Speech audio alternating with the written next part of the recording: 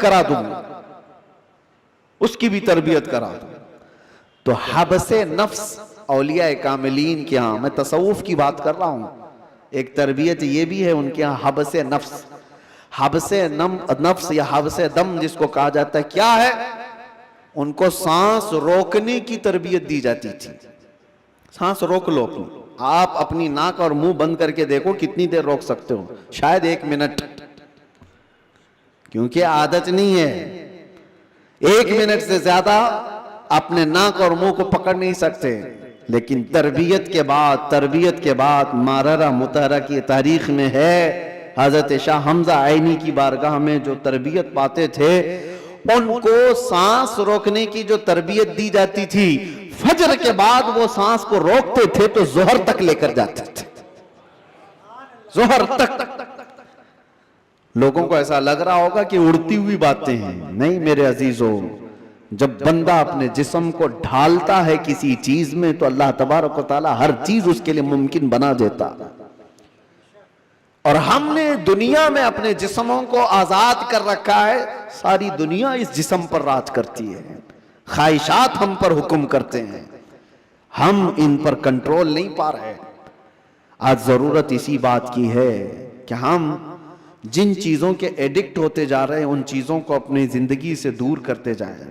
کوئی خواہشات ایسی ہیں جو میرے اوپر حاوی ہو رہی ہوں، ان خواہشات سے اپنے دامن کو چھڑانے کی کوشش کریں، اور یہی تربیت بارگاہ مصطفیٰ صلی اللہ علیہ وسلم کی تھی۔ ایک بات میں آپ کو بتاتا ہوں، مجبوری کے عالم میں بھی اولیاء کاملین نے اپنے آپ کو دنیا کے حوالے نہیں کیا، دنیا کے حوالے نہیں کیا، وہ بچنے کی ہر ممکن کوشش کرتے رہے۔ ایک بزرگ کے متعلق ہم نے پڑھا ہے، حضرت مشکی رحمت اللہ علیہ، عراق کے ایک بزرگ، لیکن وہ جوان شخص، مشکی غالباً عبداللہ کچھ نام تھا، بہت خوبصورت، دیکھنے میں بالکل ہینسم نوجوان، ایک کپڑے کی دکان پر کام کرتے تھے۔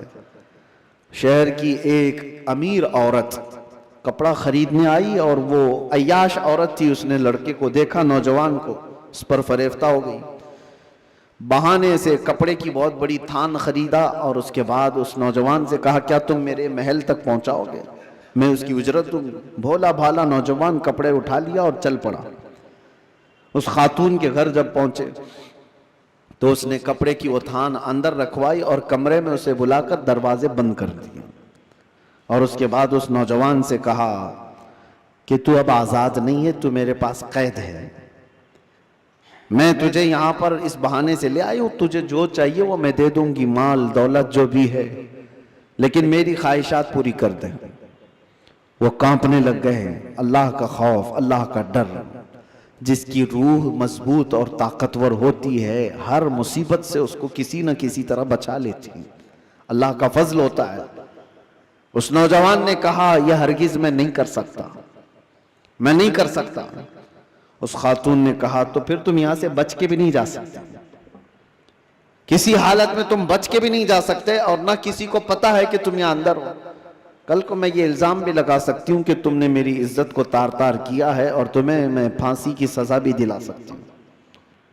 اس نوجوان کی مجبوری دیکھیں کہ خاتون نے ایسے اس کے اوپر حاوی ہونے کی کوشش کی کہ کسی بھی طرح سے اس کو گناہ کی سرزمین پر دھکیلتے، لیکن یہ نوجوان ہے، اچانک نہ جانے دل و دماغ میں کیا خیال آیا، کہا کہ ٹھیک ہے مجھے استنجا کرنا ہے، طہارت، ٹوائلٹ جانا ہے۔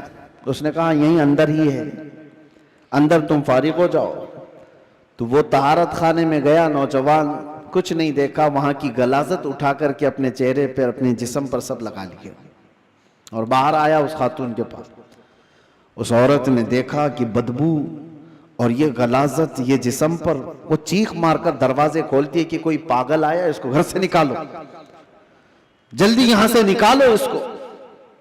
تو سارے لوگوں نے پکڑ کر کے ان کو نکال دیا۔ ایک پاگل نوجوان گھر کے اندر کیسے گھس آیا؟ ان کو اس کی نہیں پڑی تھی کہ مجھے لوگ پاگل کہیں، لوگ میری بدبو کو دیکھیں، لوگ مجھے غلاظت ملا ہوا شخص کہیں، کچھ فکر نہیں تھی۔ وہ نوجوان وہاں سے نکلا، اور راستے میں ایک کنویں میں جا کر اس نے غسل کیا. روایت میں موجود ہے اس کے بعد سے ہر دن ان کے جسم سے مشک کی خوشبو آتی تھی.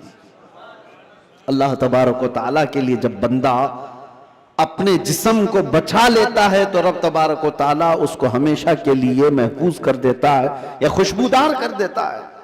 یہ بات میں اس لیے عرض کر رہا ہوں کہ جن لوگوں نے خواہشات پر کنٹرول پا لیا وہ تھوڑی دیر کی تکلیف تو ہو سکتی ہے لیکن ہمیشہ کے لیے اللہ عز و جل ایسی عزت بخشتا ہے کہ آپ اس کو گمان بھی نہیں کر سکتے، گمان بھی نہیں کر سکتے. آج ہمارے روحوں کی تربیت کی ضرورت ہے. جسم سے زیادہ روح کی تربیت کرو. اور جس کی روح غلیظ ہو گئی ہے اس روح کا لوگوں کے درمیان رہنا ایک مردے کی طرح ہے، مردے کی طرح ہے.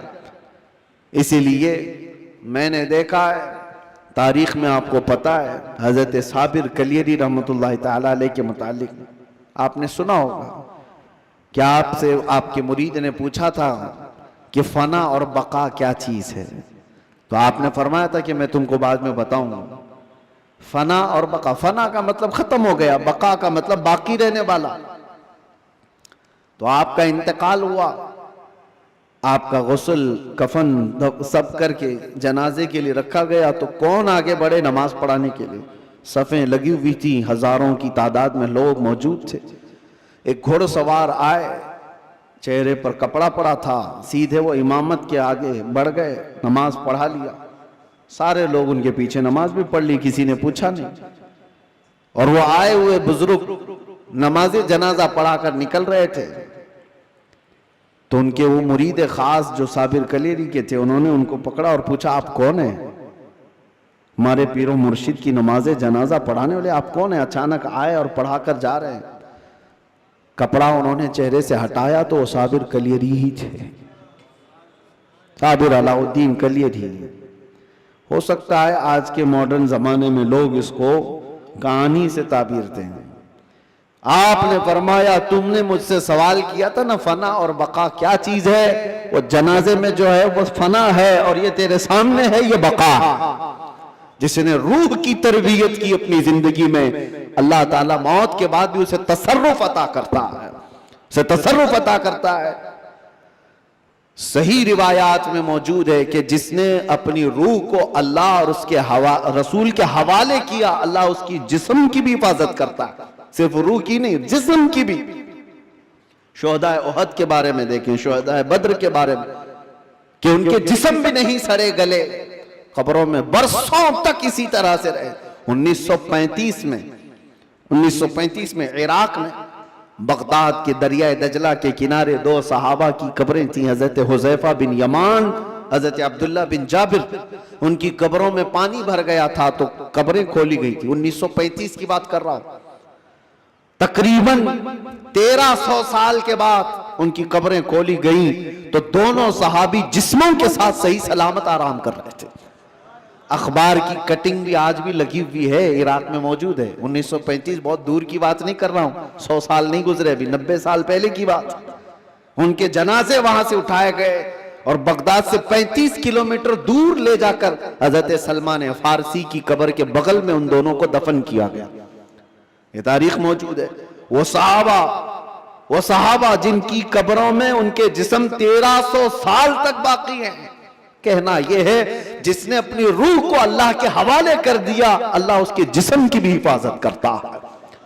اور جو صرف جسمانی خواہشات کے لیے جی رہا ہے اس کے جسم کا حال تو یہ ہے، ادھر روح نکلی ادھر جسم میں بدبو شروع ہو گئی، ادھر روح نکلی جسم پھلنا پھولنا شروع کر دیا. عزیزان گرامی وقار، ہمارے ان جسموں کی اوقات کتنی ہے میں آپ کو بتاتا ہوں. گفتگو کو سمیٹتے ہوئے صرف اتنی بات عرض کروں. کہا گیا ہے کہ قبر میں ہماری تختیاں بند کر کے جب لوگ چلے جاتے ہیں قبر کی مٹی میں، آپ کو اندازہ ہے آپ ممبئی کے قبرستانوں کو دیکھتے ہیں اور بہت جلدی یہاں قبریں کھولی بھی جاتی ہیں، لیکن جہاں نہیں کھولی جاتی وہاں کے لیے بھی میں بتا رہا ہوں دفن کر کے چلے جانے کے بعد ایک دن کے اندر، صرف ایک دن 24 گھنٹے جب گزر جاتے ہیں تو پیٹ میں کا اور دماغ میں کا پورا پانی پیپ کے ذریعے سے یا کسی طرح سے اس کے ناک اور منہ سے باہر نکل جاتا ہے، اس کے کانوں سے سب نکل جاتا ہے. اور اس کے بعد دن جیسے جیسے گزرتے جاتے ہیں، اگر قبر کے حشرات یعنی کیڑے مکوڑے اس کے جسم کو کھانے لگ گئے تو بہت جلدی وہ گلنا شروع کر دیتا ہے. 3 دن کے اندر پیٹ پھٹ جاتا ہے، اور پیٹ کے پھٹ جانے کے بعد جو تعفن نکلتا ہے اس کی چیزیں سب اس کی باہر ہو جاتی ہیں.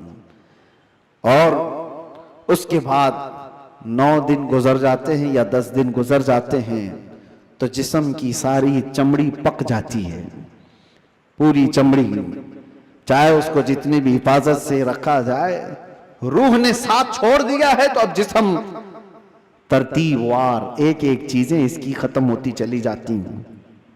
اس کے ناک سے، اس کے کان سے، اس کے منہ سے گودا باہر نکل آیا، پیٹ پھٹ گیا، اب چمڑی گلنے لگ گئی. پھر اس کے 40 دن گزرنے والے ہوتے ہیں کہ ہڈیاں سب باہر نکلنے لگ جاتی ہیں، دکھتی ہیں، ہڈیوں کا اظہار ہو جاتا ہے، چہرہ کسی حد تک رکھا جاتا ہے.